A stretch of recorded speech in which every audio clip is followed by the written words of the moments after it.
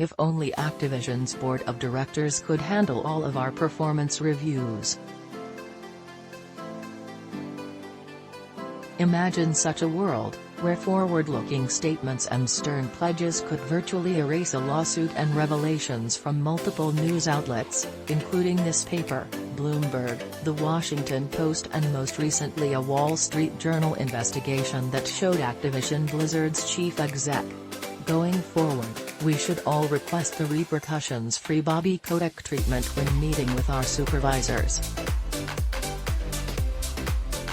Judge us not for the environment that we have built and that has surrounded us for multiple decades, but instead for tough-sounding zero-tolerance guarantees we make for the future.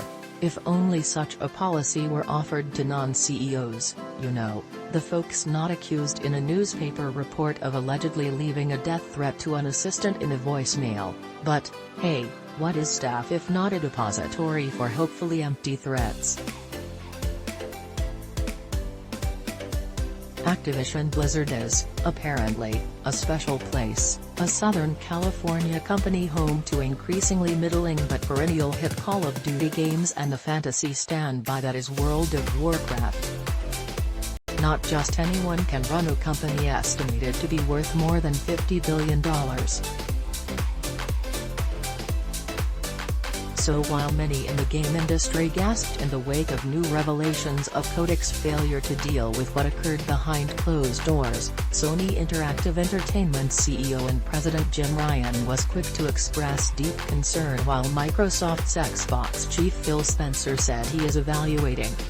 This is not an isolated incident or two, a single regrettable lapse in judgment. Kotick, CEO since 1991, has had 2 decades to mold the game company he wanted, to lead a path out of gaming's crude early stereotypes. He built a behemoth, but one that is now the target of multiple lawsuits and a Securities and Exchange Commission investigation. The perception today is the company places the goals of its executives and shareholders ahead of the needs of its staff and the players, turning a blind eye to calls for improvement and even viewing them as a nuisance.